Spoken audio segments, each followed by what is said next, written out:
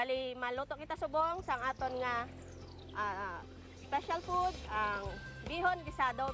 Bali, ang aton ingredients subong is, syempre, magisa kita manok, may ara kita carrots, may ara kita repolyo, sayote, and especially may ara kita bihon.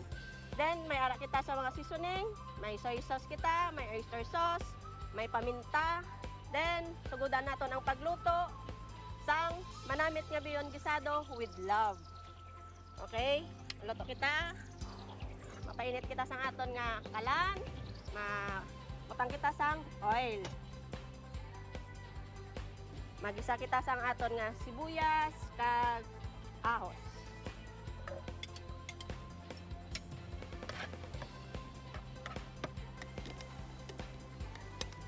Putang kita sang aton nga manok.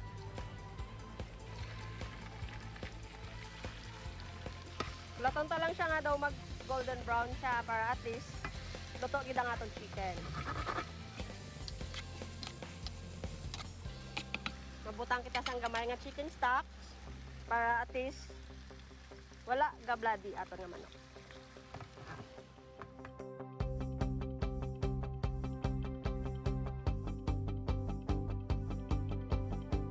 Mabutang kita sang chicken stock. Pabukal na siya, pwede na butang aton nga bihon.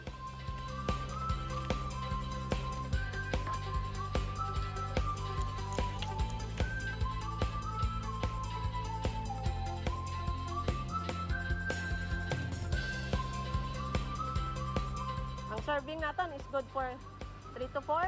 Pwede sa tanan, pwede makaon, ag manamit. Sigurado, satisfied, ka makatama. Mga kapuso, padayon lang ang magtuto kay base sa masunod nga mga inadlaw. Ang paborito nyo naman nga potahe ang inyong masaksihan. Mao taliwat Kaya mga kapuso, sa mga may pinasahing abilidad sa pagluto, magpakigangot lang diri sa amon sa GMA Regional TV Early Edition para sa kahigayunan ng inyong abilidad ang mapakita taman.